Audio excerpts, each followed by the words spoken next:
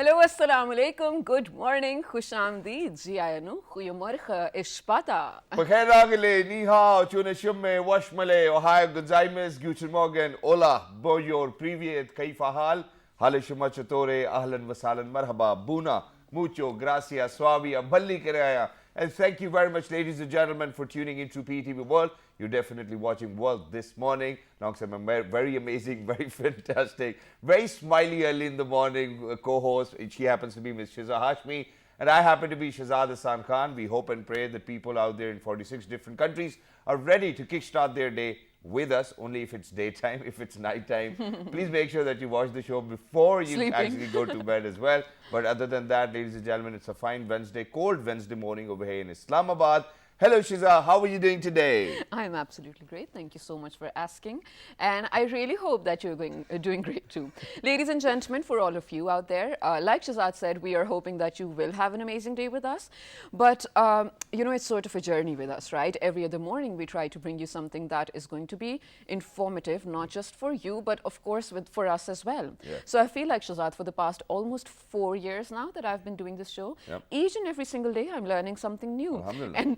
And while, of course, it's a huge blessing, but I feel like my head is so clouded right now that all sorts of information coming in. But this is what I enjoy about the job as well. You get to meet people who are so learned about their particular fields, and you get to get the best kind of information out of them as well, and then share with the audiences. Exactly, and thank you very much for saying that, because, you know, just a few days ago, I was just feeling a little useless, and I'm sorry that I actually have to say it like that. Okay. It was because of the fact I was like, you know, people read books, they do certain different things as well to make sure that they're learning every single day. What am I doing? Why am I not reading a book? Because, you know, I used to read books as well, but it's been long that I actually haven't read any other book as well. But then, you know, all of a sudden there was this pop-up in my mind, and I was like, hey, you know what? You almost read like 2 to 3 articles every single night before sleeping, preparing for your morning show. That obviously counts as reading as well. And not just that, you know, when you're actually looking forward to all the cricket matches and then kind of doing the analysis, you always have to prepare so much. So, you know, there's always something which you are learning every single day, and this is something which needs to be continuous in life. Continuous? What needs to be continuous, Shiza? Learning. Learning. Absolutely. Thank you very much for saying that. So we are on the same point. But other than that, you know, there's one more situation in which you can be really clouded. Do you want me to say that? I know where this is going, but all right, go ahead. All right, so usually, ladies and gentlemen, you know, when a gentleman or a girl actually gets married, they usually are very clouded in their mind as well, as into what's going to happen next, or probably are we going to settle in well, or is my husband really the way he was earlier, you know, after the engagement, or is he going to be the same after the marriage ceremony as well? You know, so these are a lot of questions which people do have in their minds, but alhamdulillah, when they overcome all of these questions and, you know, all of that haze goes away, you know, then they decide to get married as well. And one of the youngest ever Nobel laureate, ladies and gentlemen, actually tied the knot with her partner. Absolutely. Malala Yousafzai, ladies and gentlemen. She is, of course, now a British Pakistani, but she used to be a Pakistani just. Just yesterday, she shared a beautiful, beautiful news on her Instagram and social media, saying that she tied the knot with her partner, Asar, and they shared beautiful pictures of themselves as well. We wish and congratulate them a lot, and on behalf of the entire Pakistan, actually, of course, we wish them a lot of happiness and a lot of good days to come for them both. Exactly. Such a cute picture, such a cute picture. I'm in love with the aesthetics of it, to be honest, which is why I did want to share it on the show as well. I mean, I'm certainly not sure whether she's being honest today or not, because at least she was asking something very different, and we had different answers away in the studios. But Malala Yousafzai and the entire family, congratulations, Asar, congratulations, and please make sure that you guys get to be good partners together as well, and that you live a very healthy and long life, and that you bring about all of that change which Malala have always kind of wanted and envisioned as well. So congratulations once again. And now coming down to the point where, Shiza, today I actually want to talk about how life is so easy for all of us these days, alhamdulillah. Is it? Yeah, isn't it?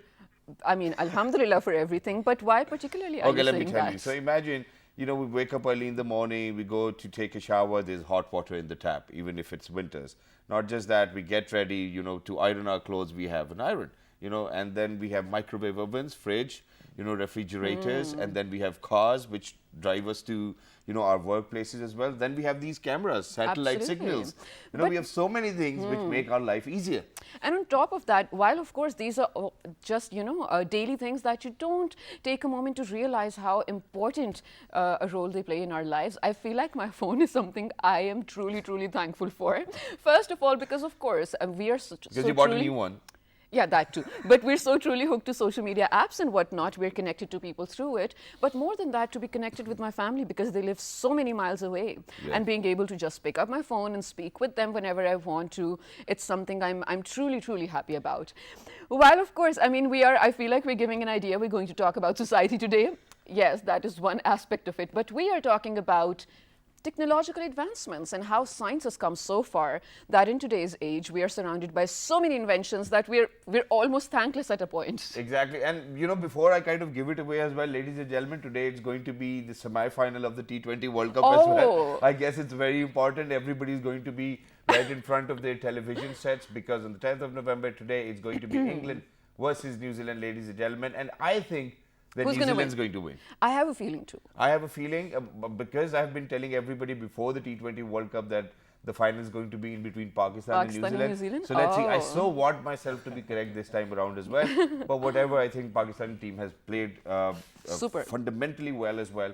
And I think that they were ecstatic and they have done a superb job. And this is how they really need to go forward. But now coming back to the point, where how we are so updated that we are going to be in front of our television sets and imagine that we would be able to kind of see or watch any and everything which is going to happen in the ground, and it's because of technology. And since Shiza's actually mentioned about technology, ladies and gentlemen, so today it is a very important day. Do you want me to give it away? Yes, please. Okay, so ladies and gentlemen, today actually happens to be World Science Day for Peace and Development. Now, World Science Day is fine, but when we talk about peace and development, it's literally very important in today's time. Definitely, and Shazad, to think that, of course, while industrialization happened and now it's still happening for the fourth time, whatnot, in technological advancements, everything, it is a great news for humanity at the moment, but of course we cannot sort of unsee or overlook the repercussions it's bringing with itself as well. The side effects that's happened. So in late 80s and 90s, of course, there was an entire discourse on how the ozone is depleting, and recently, a few years back, it was reconstructing because people paid attention to it and tried to fix it. That is just one of the smallest examples of how our environment is being affected by the decisions that we make. Exactly. So I think on this Science Day, it is very important that while we celebrate the advancements we've made, we talk about the changes we can make to use science in a better or a safer way.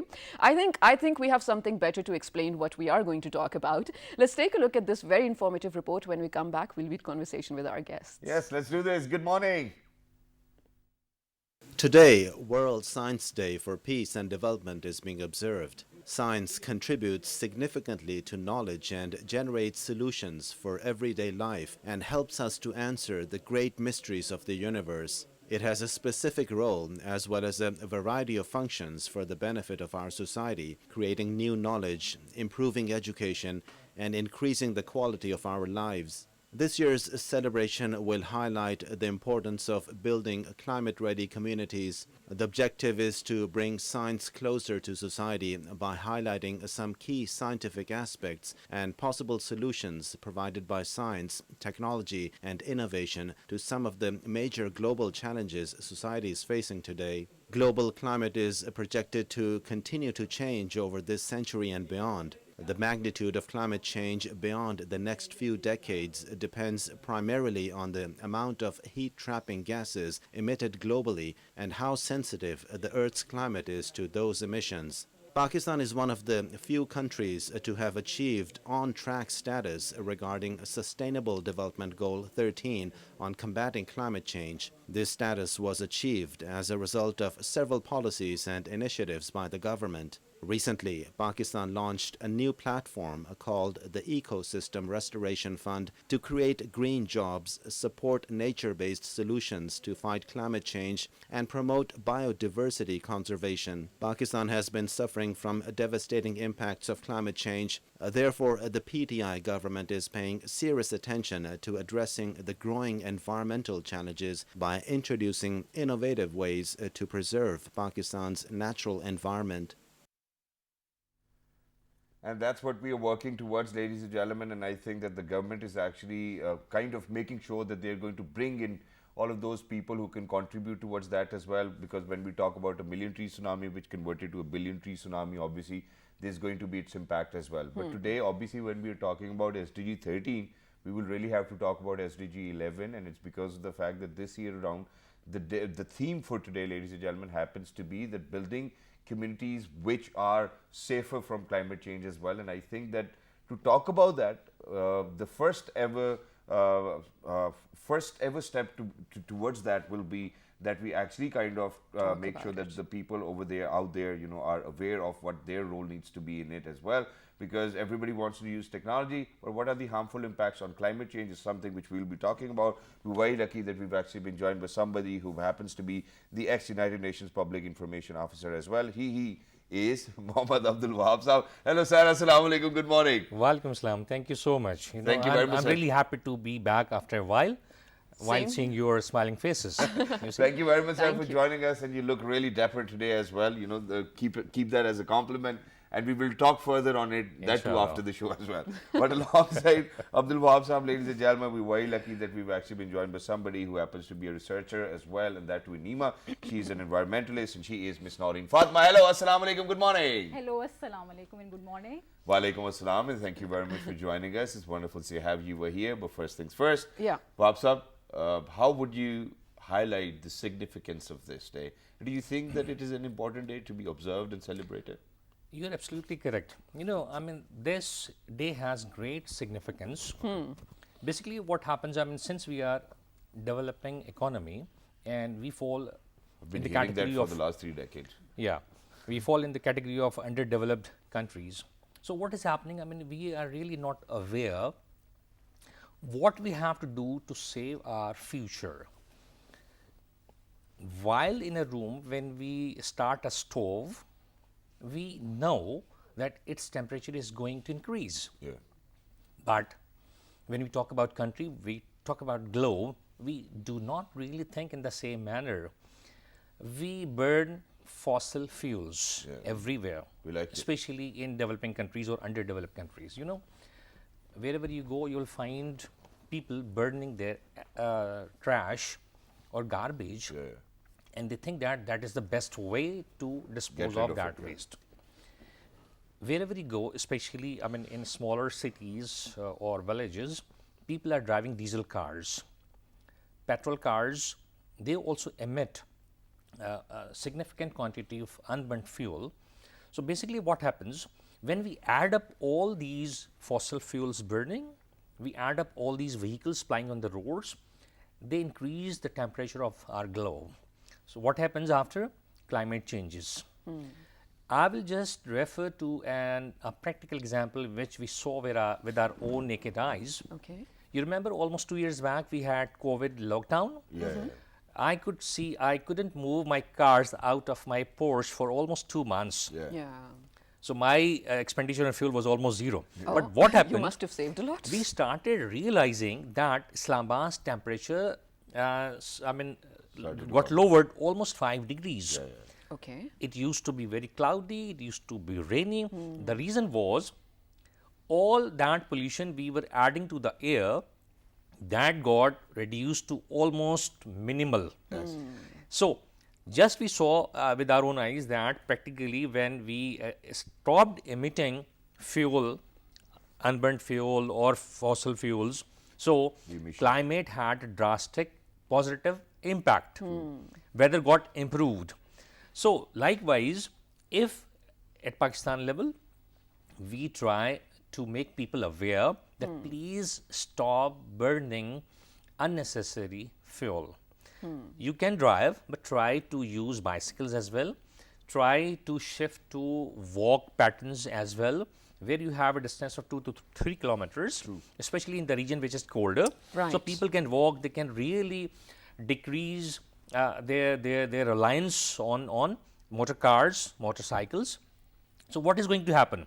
For example, if you make a plan and over next 5 years, we reduce our dependence to 40% at least.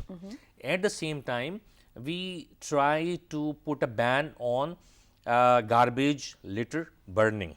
Okay. After educating people, our masses are not aware basically what happens to the climate after burning. If you speak to a normal sweeper in our society, he or she has no clue at all basically how climate receives negative impact when they burn their collected garbage on a daily basis.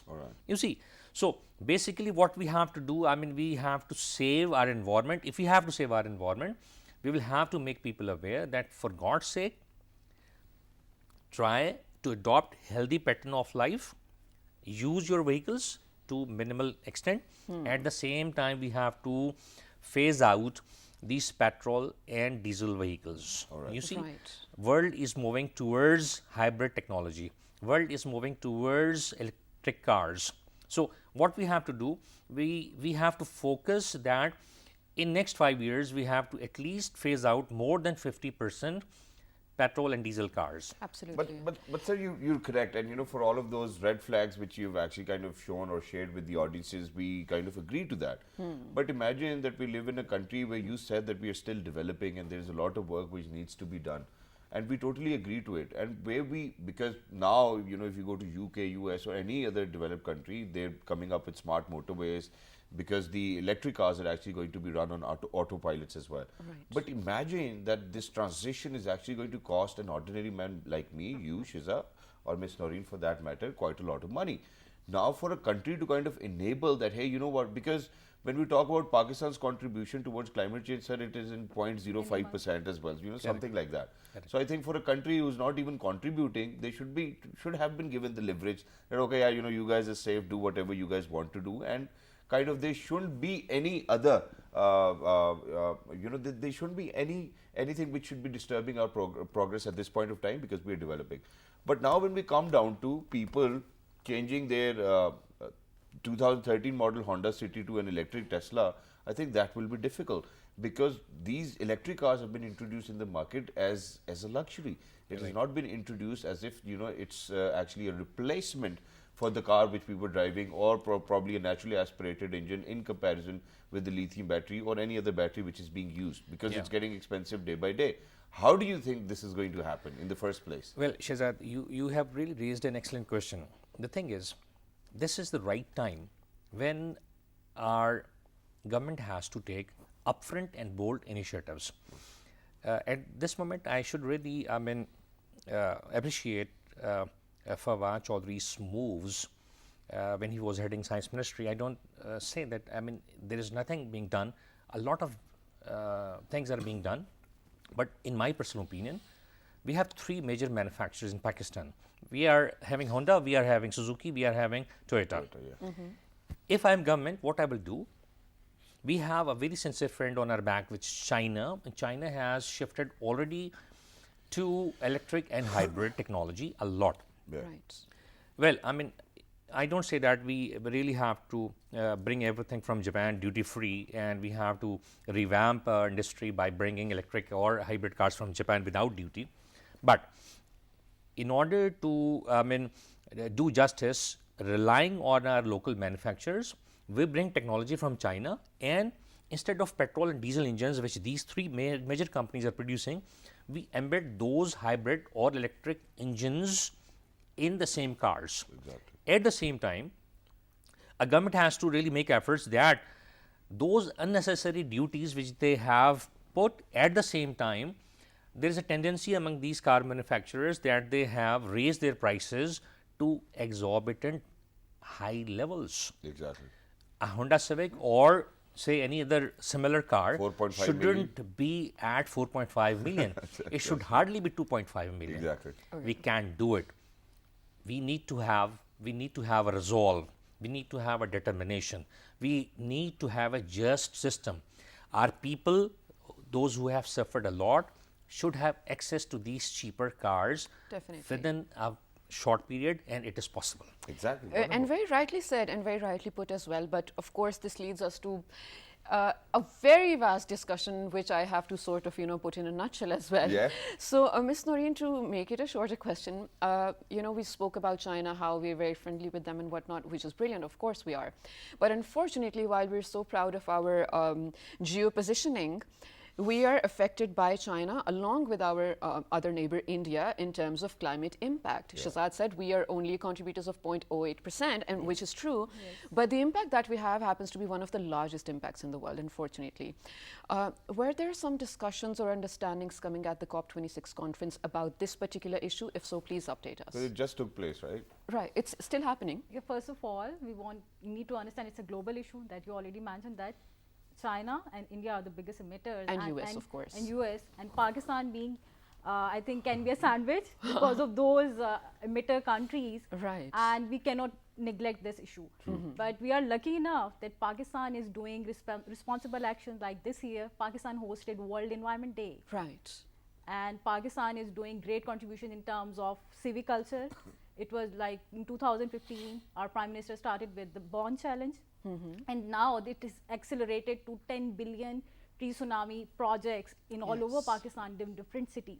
So it's a good action, and that will help really in combating this climate issue. And you were talking about the COP26 Glasgow. What's happening? This year, we are having discussion about carbon embedded materials. We need to understand what are the materials that Tell us. These are like, we came to know that 15% carbon emissions are coming from concrete and cement. All right. And that's something we can't avoid. I mean, what are you Yes. doing with roads then? But the discussions are being done that we should make some alternatives for that, so that we can make climate resilient communities. And their demands would be increased, and we need to make aware people about them, that these are the biggest emitters. Like coal is the biggest emitter of carbon emissions. All right. And majority of the CPEC coal, the CPEC power plants are coal-based power plants. Oh. And we need to understand that. And they're we all should- operating in our zone. Yeah, in our zone. And you know that development is recent as well, you know, so I don't know where it's going to take off from this point on time as well. But now there's another, okay, so there are two sides to the picture. Because you've definitely hit upon the theme this year, and that too for World Science Day. But their role we need to talk about in peace and development. But the theme actually says that we really need to kind of build communities which are climate ready. Now, what I take out of this theme is that, God forbid, I think that all of those think tanks have actually kind of came together, they thought about it, and they were like, hey, you know what, there's no going back, so we really need to build our communities which are climate safe. Now, how do you think that's going to happen? Because this idea itself is contrary with its own self, and it's in contradiction with it. That either, you know, we go back, we build communities from zero to from grassroots level to level up, or probably, you know, we really need to kind of just live with whatever we have and then make sure that people are more aware of the consequences. How is it going to happen? When we talk about climate change, compatibility, we need to understand we can have two actions. First one is the adaptability. Whatever is going on, we have to live with it. True. We have to be adaptable. The second one is the mitigation. So when we talk about adaptability, we are applying Sendai framework, which was started in Japan 2015, especially after earthquake that happened in Kashmir 2005. So we are building resilient communities so that we can make, I think, early warning systems, so that we came to know if any uncertainty or any calamity is coming upon us, we are ready for it. And for adaptability, we can also have early harvesting system. And we have Ministry of Climate Change along with WWF has already taken an initiative called Recharge Pakistan, in which, because we know that in the coming years, countries will be having fight for water.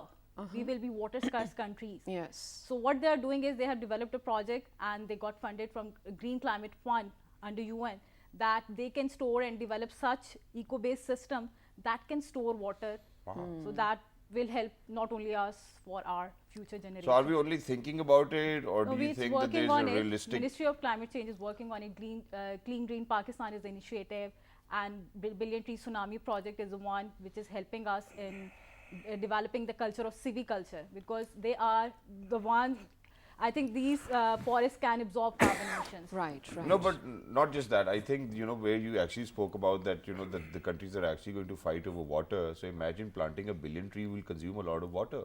Don't you think that we really need But to it be will kind of also worried generate. about It will I also think that we generate. really need to be worried about that as well. We need to plant those trees that absorb less water, like rice absorb more water. We need to be careful. And especially the agriculture sector needs to take I think planning on that which crops should be cropped, which crops should be breeding, so that we can have less water consumption and we can Right. save water. And the best yield as well. Best. Definitely, it's a multi-tiered collaboration that we're looking at, and we really hope we achieve that. But towards the end, now we need to talk about solutions. One of the things, of course, Abdul Wahab Sahab, you did already mention, is electric vehicles for that matter, or somehow just containing the amount of fossil fuels or whatsoever we're using. So Imran Khan Sahab actually a few years back did, let us know that this is the way forward. Let's all get to electrical vehicles. And then Islamabad got prepared for it. There are even stations on the motorway. No, But no one has it. I think they're still working on it. Okay, so the thing is, people started buying places on lease as well. But then who are those people who are ordering, electric vehicles? I have not seen. So similarly, there are laws, but I guess where we lack is implementation. Very quickly, again, this is my favorite example. Brick kilns happens to be a part of Pakistan for so long, right? And this was just few years back. The government actually did give out some instructions that there's a zigzag method that you can do to actually make bricks. So the black smoke doesn't have to come out anymore through the chimney. So everything's happening underground. That is a brilliant way of containing those smoke or whatsoever harmful materials. What other solutions do you have on your mind? Plantation, serious plantation. We had very good initiatives and we were planting at a very, very rapid rate. But what happened, to decide something to do is something different. To Yes. continue doing those things with the same pace is really important. Persistence. So, plantation, plantation and plantation. Okay. Wherever you find a place, we should plant a tree. Okay. That will really change the weather. Stop burning fuels, number 2. Number 3, start adopting ways. For example, if we have more electricity and cheaper electricity, we might stop our usage of our sui gas. You see? Right, So right. when we will go towards electricity for cooking or other uses, our fuel emissions will decrease. Yeah. Yes. At the same time, as we all have discussed so far, hybrid cars, electric cars, at the same time, every other thing. For example, let me tell you a very good initiative by CDA. Okay.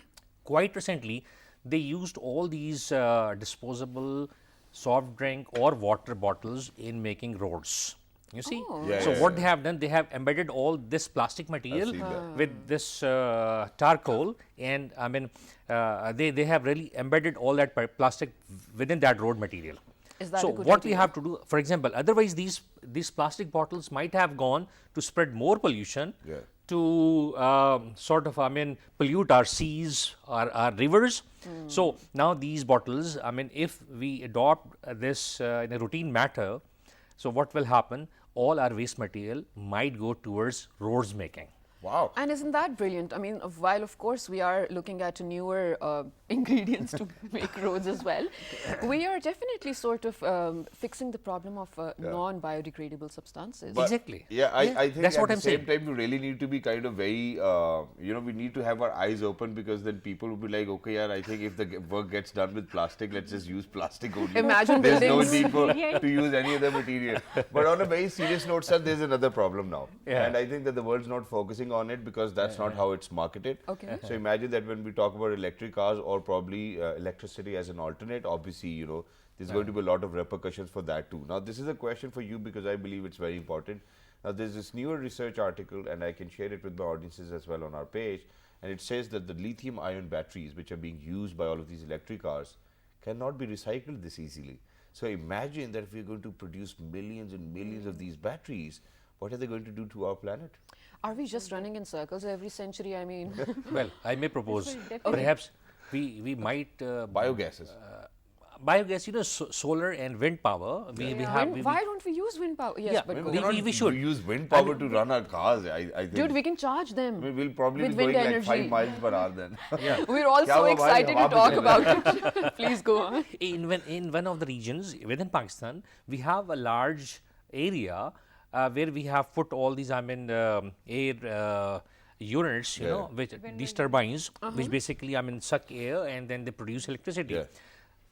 Let me tell you something very frankly. Okay. We have to work hard. What is happening? we have a lot of ideas, but we don't implement and we don't work hard. Wherever you go, people really want to just pass time. They want to pass 24 hours without working. This Yes. is our major dilemma. I The know. day we become, I mean, I don't want to Sincere. quote any country, but the day we become sincere with our own selves and with our nation and with our existence, Yep. the way God has created us, the way God has directed us, we really want to talk and talk. We don't want to do anything practical. And everything's That's going to our be great as problem. well. So yeah, very Brilliant. quickly. So you have to wrap it up as well, because you know the usage of all of these electric batteries will actually kind of make us think after another 50 years. Hey, you know what do we do now? So Yeah. please go ahead.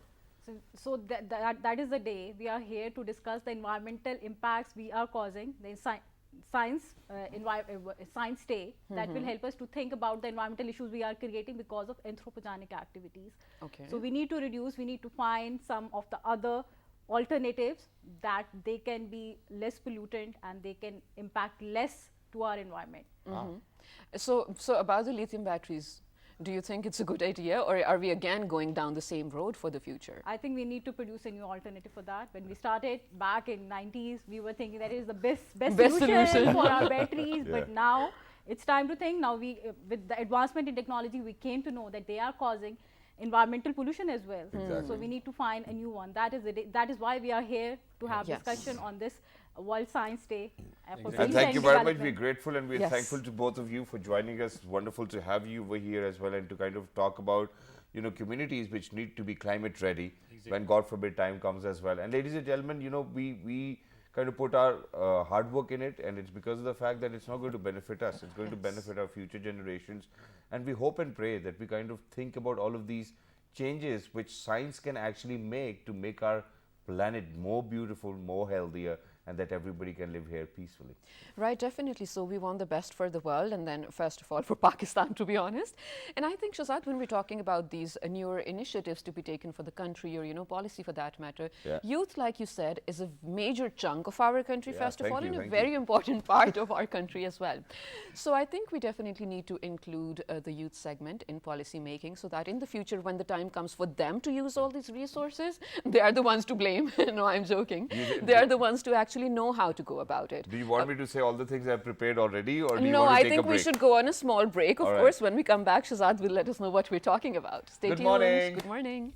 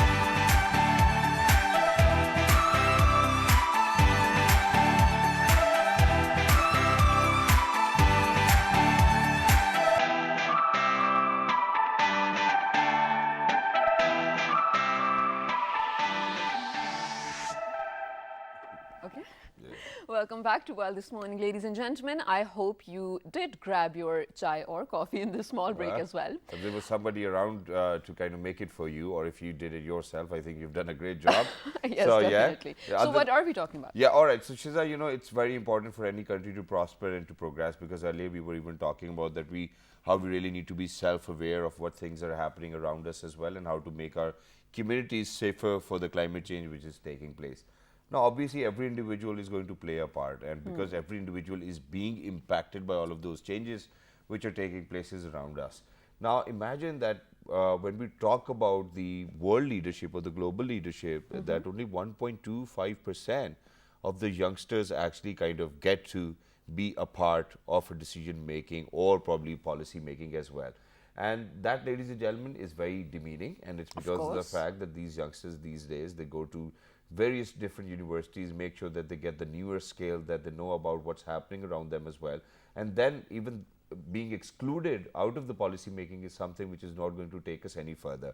In addition to that, now imagine that only I think when we talk about this 1.65%, obviously it's beyond age 25, and when we talk about 30 and above, you know, the percentage somewhat goes around to 11% as well. But on an average, a parliamentarian or a policy maker has an age of 53 years. Yeah. So imagine that a person who has lived his youthful days and now he's in his probably early 50s. I'm not saying that they're not going to be learned, but they might not know about the newer techniques which can actually help us in policy making or probably when we talk about law enforcement as well. I have definitely a lot to say about this, but I think we should be introducing our guests so I can just throw my points as questions to them. All right, without so very further quickly, ado. ladies and gentlemen, we're very lucky that we've actually been joined with somebody who happens to be a motivation and a leadership speaker as well. Yes. He's Mr. Waqas Sheikh. Hello, sir. Assalamu alaikum. Good morning. Assalamu alaikum, Saad. How are you? Absolutely perfect. Thank you very much for joining us. Wonderful Thank to you. have You're you. welcome. Thank you. And Thank the you for very inviting us. moment I actually kind of hear the Karachi accent, I already know. I know that, you know, are you from Karachi? Yes, I'm from Wow, Karachi. that's wonderful. Good to see you. And it's because that I've lived in Karachi for 5-6 years myself. Nice, It's nice, wonderful when I see anybody from Karachi. But not just that, ladies and gentlemen, we've actually had somebody who has been representing Pakistan in the United Nations as well, and that too on behalf of our youngsters. He's a youngster himself. He's Mr. Ahmed Toor. Hello, Ahmed. Assalamu alaikum. Hello, wa alaikum assalam, and thank you so much for having me here. Thank you very much for joining us. Are you from Islamabad? No, I'm from Rahim Yar Khan. You from Rahim Yar Khan? Wow, that's wonderful. I'm from Nice. Faisalabad, bro. Wonderful. Where are you from? Well, I'm all over the place. I mean, of course, it's such a long discussion. But very quickly, I think I'm going to begin the discussion with you. Generally speaking about youth, a global figure says that about 1.8 billion people on the planet are youth. And those particular people that we are now talking about, they will be faced with economic, cultural, and social, so many challenges when it comes to them being in the working places and earning for themselves as well. So what are we looking at? I mean, if they are not, like Shahzad gave out the stats, hardly 1% of the population is involved in policy making. That too out of youngsters. Yeah. Yes, So yes. if not, a lot of them are a part of policy making, have no ideas of what the policies are built around, what future are we looking at? Basically, Shiza, first of all, we have to think about the education budget, our education budget. If we see in our education budget, so our education budget is, you know, Yes. very low budget in Pakistan. So first we have to think on our budget to empower our youth. Yes. So when Agreed. our youth is empowered, and so they will automatically come in the policy. Okay. All right. I think that there are two choices, which is why I'm going to move on to Ahmed over here, and I really want you to kind of speak about it as well, because you've been representing Pakistan, that to the United Nations, and that too on behalf of youngsters as well. How did you get this thought of making sure that you really need to play a role in terms of, or make your way or pave your way towards policy making?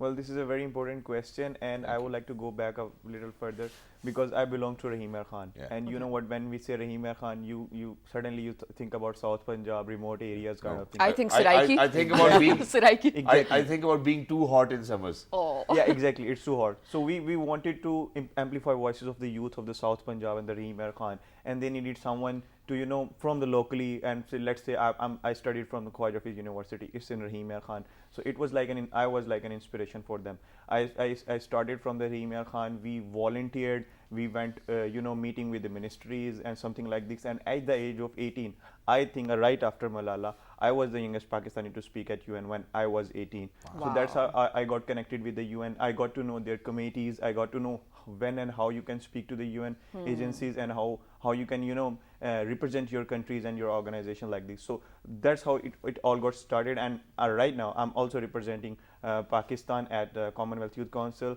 and International Youth Federation also. And the past month I was in Istanbul, and I got to select to serve as the board of director at a US organization, which is United States Institute of Diplomacy and Human Rights. That's wonderful, and we kind of applaud and appreciate for what you have actually done. But now, sir, the question stands where it was originally, and it's because of the fact that we talk about Youth Council, we talk about all of these platforms where Ahmed has actually represented Pakistan. It's wonderful.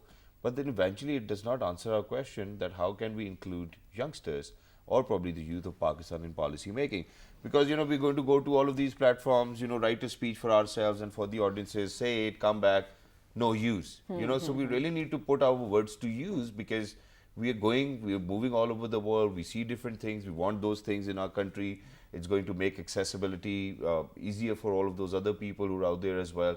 But we're not given a chance. Just like we have a quota for minorities or for women within the upper and the lower house. Why can't we have it for youngsters?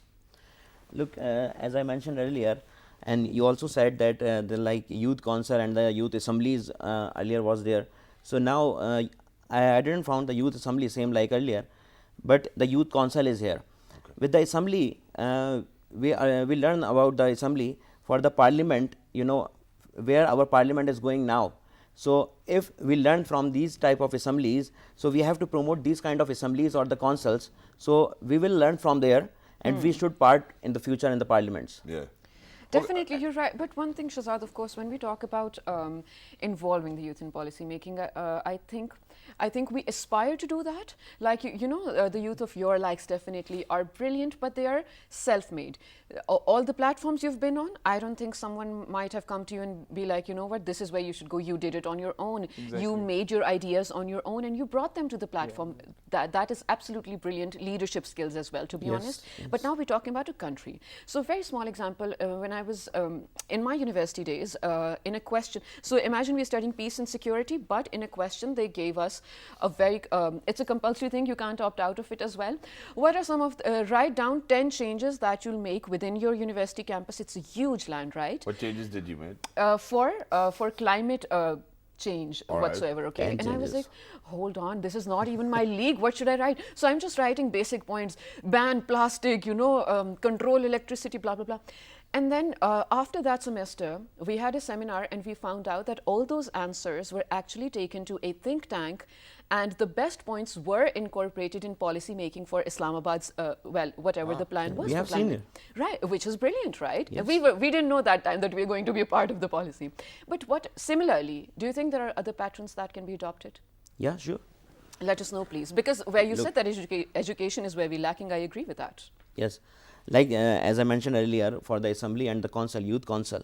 So in the youth council, we did the same thing. Yeah. We did the same thing, and in the youth council, we have to promote our youth, right? We have to promote our youth, and with this, the councils and this type of learning and the you can say like the education background from the youth. So this is more important for the future. Okay. All right, and when we talk about future, obviously we need to kind of keep this point in mind as well. So Ahmed, I'm going to move on to you as well and want you to answer this. Now imagine that when we talk about how the job market does not have any bridge in between academia or the job market, both. Yeah. So nobody knows which university to go to, which discipline to pick boys from or girls from to make sure that they're going to work for them as well. I think same is the case with our politics and academia as well, because when we talk about, because Shiza raised a very valid point that we were being asked, we wrote something, and their teachers and the university actually took this initiative of making sure that they're going to send them to people who are the decision makers or who are the policy makers who incorporate such points. Right. Now imagine, I think that the only time when politicians actually come to our universities is our convocation. Convocation and so President of Pakistan would be there to hand you the degree over. But they would never come to kind of talk about, okay, kids, what are those things which you really think about that they really need to be changed, or the Right. patterns how we work needs to be changed, so that all of these things can be incorporated in policy making. How do you think that we can create this bridge in between the academia, the job market, the politics, or whatever is happening outside? Well, we need to create safe spaces to engage with the government and with the decision makers also. Likewise, I was telling when we met at the backstage, and I was telling them we need to create spaces where we can engage youth with the decision makers. Okay, we know what has to be done, but we need to tell them what has to be done. Okay, so likewise, I told you we went to the Ministry of Law and Justice last month with the delegation of National Youth Council, and we told them that we want to be a part of policy making, and they let us know the procedures, that how you can be a part of the, well, they are like, we need to be politically empowered. If not, like there are a lot of seats, like let's say you give seats to the women, you give seats to the marginalized community, so that's how you should be giving a quota to the youth to present your voices to the National Assembly, because only way in Pakistan to policy making is through the legislation doors. Right. And if we are not through that, we can talk about a lot of things, we can write a lot of things, but again, if we are not through past that door, we cannot even make a policy. So who are, because at this point we need to identify, you raised a brilliant point that you might have the content and you did speak to them that we want to be a part of it. Then who are the stakeholders we're looking at? Who are the people who will give you a yes and then you'll be on board? And why are we even waiting for them to say yes? Right. How do we empower ourselves that we kind of get a chance to be a part of the policy Well, making? this is a very difficult question to answer, because you know what, in Pakistan there is Vadera system, and you don't get to a political seat, if we write aimly at it. If you do not inherit it. Exactly. But I think Dynasty. PTI has brought this Yes, change. yes, exactly. So what we can do on a young, as a young people, is to create awareness step by step. It would take, I would say, like normally 5 years, it would take 20 years for a youth Yes. member. But then we won't And be he young won't even anymore. be a youngster by And then. again, we would be like 40 to 45 when we were entering to the parliament. So what's the point of getting youth to the National Assembly? So again? maybe we're doing it for our generation or kids Exactly. to come. Yes, So basically someone- there must be some bridge like that to whom we can communicate Exactly. our ideas like this. And, Who do you and think this it is something should which be? is important. Yeah, who do you think it should be though? Like, is it an institution you're looking at, an organization, an individual? No. From the government level, because in the organization, yeah, as you said, you did the same thing. Okay. But from the government level, it must be there is some department. Yeah, All yeah, right, that's true. But once again, we are actually going to come down to that point where I always say, when we talk about women empowerment, how do you think that women are actually going to empower themselves if they're going to ask for that empowerment from men? They really have to do it by themselves. So imagine We never that asked. if we are going to kind of make sure that that there are youngsters within the policy making, we really cannot ask the government to actually have another institute who's going to kind of connect with us, and then we kind of get a chance to go and be there. We'll have to empower ourselves politically, what Ahmed said. Definitely. And I really kind of agree to the solutions which he has given, because that's the way forward. If we are going to eventually fall back to this idea that, hey, we want to do this, but you really need to build up another institution to kind of be in conversation with us, it's never going to happen. We'll have to do it on our own. We'll have Basically, to make institution do. is more enough for the, as I mentioned, the youth council. But to pitch our idea, there is someone to hear us. Yeah, obviously. And I would like to add this point, Yeah. like you're talking about the institution, I serve on the National Youth Council.